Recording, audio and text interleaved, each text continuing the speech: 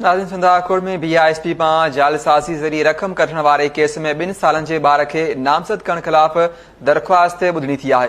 बिल्कुल नासिर, नामा के ॿुधणी जे हवाले से अपडेट कयूं पिया। पुलिस रिपोर्ट अदालत में पेश करे छॾी। ॿार समेत 4 जवाबदारनि जा नाला ख़ारिज करण जी सिफ़ारिश कई पई आहे। बेनज़ीर इनकम सपोर्ट प्रोग्राम जे डायरेक्टर ATM मां जालसाज़ी ज़रिए रक़म कढाइण जो केस जैक्सन थाणे ते दाख़िल करायो हो। अपडेट्स मालूम कंदासीं। लाइन ते मौजूद आहे KTN news reporter Azam Zorani. जी आज़म, कहिड़ा तफ़सील आहिनि?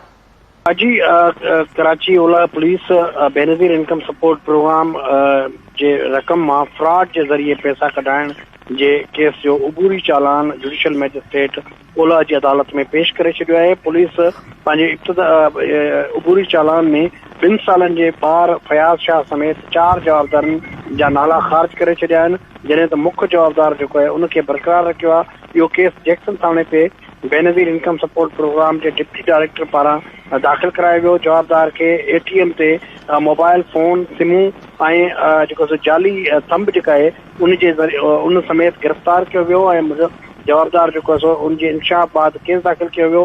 पर पुलिस जेको आहे केस में हिकु अहिड़े नालो बि नामज़द कयो जेको ॿार हुयो ऐं उनजी 2 साल उमिरि हुई। पुलिस जो चवणो हुयो त इहा अणॼाणाई में थी आहे, जवाबदार जी ग़लतफ़हमी जे करे थियो आहे। इन करे पुलिस उन्हनि 2 सालनि जे ॿार समेत 4 जवाबदारनि जा नाला केस मां ख़ारिज करे छॾिया आहिनि ऐं जॾहिं त बाक़ी जेको आहे मुख्य जवाबदार उनखे जवाबदार तौर ते नामज़द कयो आहे। जी आज़म ज़ोरानी, तफ़सील ॿुधाइण लाइ महिरबानी।